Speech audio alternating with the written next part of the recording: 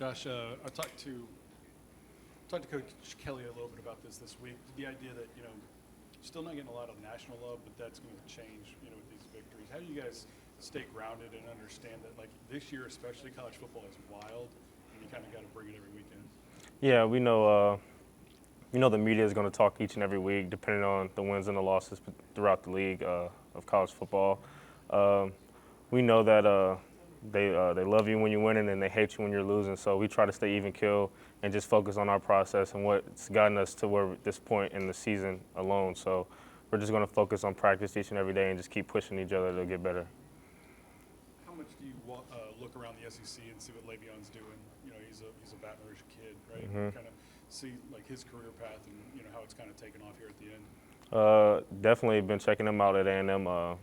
Definitely a big fan of SEC running backs. I'm always checking to see how everybody's running, and just it's a competition as well. So I'm glad to see how he's performing out there at A&M, and it's going to be a battle this weekend for sure. Hey Josh, seems like you guys are starting to open the run game up a little bit, especially this past weekend. You were moving the chains, just running the football. What's been different there? What's changed maybe? A lot of emphasis on the run game, trying to get more of an identity, not just wanting to throw the ball every single play. We know we have Garrett as a great gunslinger, and he's going to always be an asset for us. But we also want to take some of it off of him and also be able to establish the run early and make the defense play a little bit more even against us. Josh, you guys have struggled at Kyle Field recently, and I know you're a guy on this team that's actually been there. What is it about that environment that makes it so tough to play? Well, it is the largest SEC stadium that we have in the conference. I've been there. I'm being from Houston. I know all about A&M. My little brother went there for a couple years. Just the culture they have, that 12th man, it means a lot to them, and they get really rowdy, a lot of towel waving. So we know going into College Station, we have to come in as a team and put our backs against the wall and burn the ship and really bring it home with us. So we're excited. Burn the ship, I like it. The defense, has gotten so good over the last couple of weeks. Kind of really feels like they're hitting their stride. Do you think about the complete nature of the team now, where you kind of haven't had it for the last year? Do you feel like everything's clicking? Let's just keep powering forward. Yeah, I feel like we've gotten into a real good groove throughout our process and practice, with Coach Kelly really giving us a challenge throughout the weeks, and we've responded really well to it. I think that we just keep sticking and staying consistent to what we've been doing. We'll be successful. We're excited. A&M is stingy against the run. What do you see in them as far as their front and their linebackers? We're looking at their D lineman, which is really stout, really large defensive lineman, can two-gap, play upfield. Linebackers are very smart players, great size, and they run sideline to sideline, so it should be a battle. We're focusing on all our run schemes, really going over our run blocks and understanding what we're trying to get out of the play design. So we're focused, so we're ready.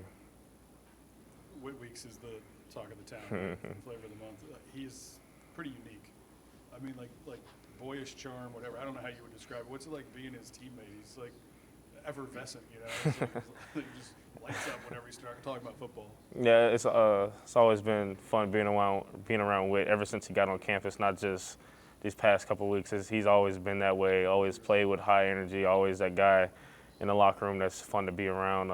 He just has that energy, that aura about him, natural born leader, always there to push you, always there competing with you. So it's always fun being with Whit and going against him and competing with him. So I'm excited that he's starting to get a little bit more pub throughout the nation and just really showing people what he's made of, because that's just normal for us. You have a favorite nickname for him? We call him, I went to an event with Whit one time. We called him, all the moms and the ladies called him Surfer Boy.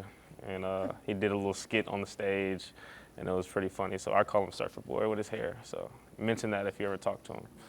Surfer Boy. I don't know how much you can provide insight on this, but not to harp on a negative, but there were a decent amount of procedural penalties last game, like false starts, things like that. Mm-hmm. Have you guys kind of figured out what was going on there? Definitely was harped on during our review over the film. Just can't shoot ourselves in the foot. We understand that, and it's self-inflicted injuries to our offensive drive. Coach Sloan really harped on us being focused and really focusing on that this week. If we have any false starts, the player has to run around the field, and we're just providing different things to get us ready for the game. We have a lot of noise at practice to really get us ready for Kyle Field. So we're really making that an emphasis going into this week, knowing about the crowd's noise, and after doing what we did last week. Couple more. They were so varied. I mean, it wasn't one thing. It wasn't a cadence issue or anything. It was just guys trying to jump the gun a little bit. I think it's just emotional control. Just everybody's excited. Just need to go in there with a different mindset and perspective on the game, and just understand that when we get in those moments, we have to stay even keeled and understand we just have to execute what we have on that play. Last one, Cole. Or sorry, John. Okay, thank you. Just coming into this game, it kind of reminds me of Bama last year, where it was kind of winner take all. You know, you win that game, you're first in the division, all that. Is there any kind of lessons you can draw from last year, experience-wise, that you can use in this kind of game? Definitely. It's going to be a long 4 quarters. It's not just going to be you can't win it in the first, second, or third. We understand that. We want to come out and start fast. That's been an emphasis for us. We understand that we have it right in our face, and we got to go take it. It's not going to be given to us. We understand that it's going to be a dogfight, and we're not looking forward to be given to us at all. So we're going in there with that mentality.